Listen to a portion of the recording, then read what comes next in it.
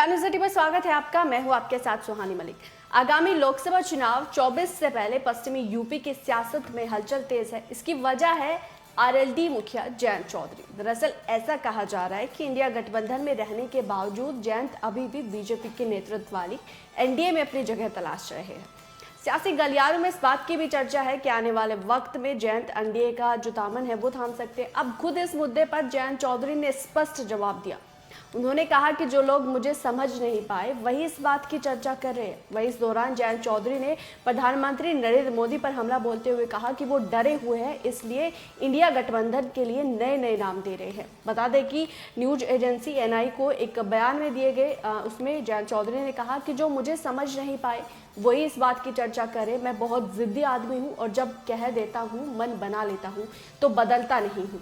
PM के बयान को सीरियसली ना ले, ये जयंत चौधरी ने कहा है। उन्होंने पीएम मोदी पर भी निशाना साधते हुए कहा कि वो 24 में वापस आ रहे हैं। इस पर आपकी क्या राय है? इस पर जब उनसे जयंत चौधरी से सवाल किया गया तो इस सवाल के जवाब में जयंत चौधरी ने कहा कि पॉलिटिक्स में हर लीडर चाहता है कि मैं कॉन्फिडेंस दिखूं।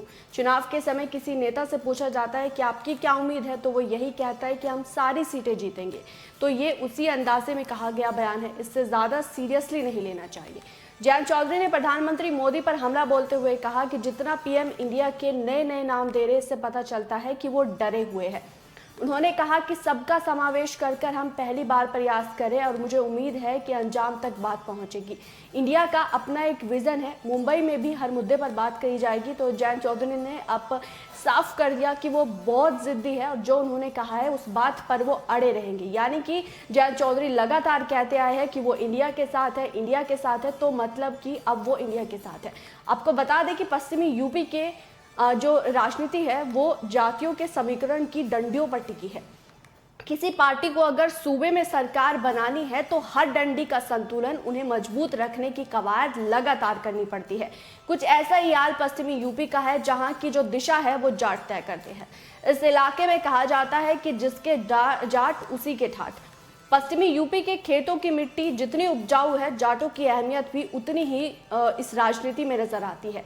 यूं तो पूरे यूपी में जाट समुदाय की आबादी 4 से 6% के बीच है, लेकिन पश्चिमी यूपी के कुल वोटों में इसकी हिस्सेदारी 17% तक है। यानी कि 71 से 20 से ज्यादा सीटों पर जाटों का प्रभाव है।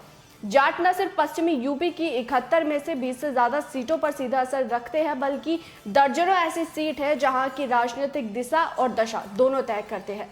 18 लोकसभा सीट ऐसी है जहां वोट जो जाटों का है वो ज्यादा मायने रखता है, जिसमें मेरठ, मथुरा, अलीगढ़, बुलंदशहर, मुजफ्फरनगर, आगरा, बिजनौर, मुरादाबाद, सहारनपुर, बरेली, बदायूं ऐसे जिले हैं जहां जाटों का खासा प्रभाव है। इसके अलावा सहारनपुर, कैराना, मुजफ्फरनगर, मेरठ, बागपत, शामली, बिजनौर, गाजियाबाद, संभल, बुलंदशहर, हाथरस, अलीगढ़ और फिरोजाबाद जिलों में भी जाट वोट बैंक चुनावी नतीजों पर सीधा असर डालता है। यही कारण है कि सपा से लेकर बीजेपी तक सभी जाटों को अपने पाले में करने के लिए हर तिड़गम लगा रहे हैं। जहां सपा सुप्रीमो जो अखिलेश यादव है, उन्होंने आरएलडी के साथ गठबंधन भी किया हुआ है। वहीं देश के गृह मंत्री भी यहां लगातार जो है जाट बहुल्य जो क्षेत्र है वहां का दौरा करते हुए नजर आते हैं। बीजेपी के कई दिग्गज लगातार जो जाट बहुल्य इलाके है वहां का दौरा करते हुए नजर आते हैं और उन्हें अपने पाले में लाने की पूरी कोशिश करते हैं। अगर हम 22 के विधानसभा चुनाव की बात करें तो बीजेपी ने पश्चिमी यूपी की 17 सीटों पर जाट उम्मीदवारों को खड़ा किया, तो आरएलडी ने उस टाइम 9 और सपा ने अपने खाते से 3 जाट प्रत्याशियों पर दाव चला था।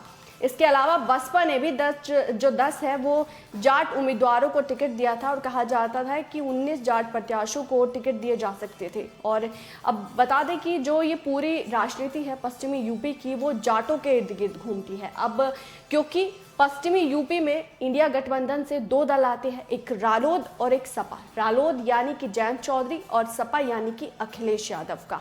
तो अब जब जयंत चौधरी एक बार फिर से ये साफ कर चुके हैं कि वो इंडिया गठबंधन के साथ है, वो जिद्दी है और वो अपने जो एक बार उन्होंने कह दिया वही उनका अंतिम फैसला होता है और वो उसी पर डटे रहते हैं। अब इस चीज़ में अब इससे बीजेपी के जो पश्चिमी यूपी में मुश्किलें हैं वो बढ़ने वाली है, क्योंकि जयंत चौधरी एक बार फिर से ये साफ कर चुके हैं कि वो इंडिया का हिस्सा थे और इंडिया का हिस्सा ही रहेंगे, और मुंबई में जो विपक्षी दलों की अगली बैठक होंगी उसमें भी वो हिस्सा लेंगे। बहरहाल इस रिपोर्ट पर आपकी क्या राय है, आप क्या समझते हैं, वो ज़रूर कमेंट बॉक्स में बताएगा। मेरे साथ फिलहाल इतना ही, मुझे दीजिए इजाज़त, नमस्कार।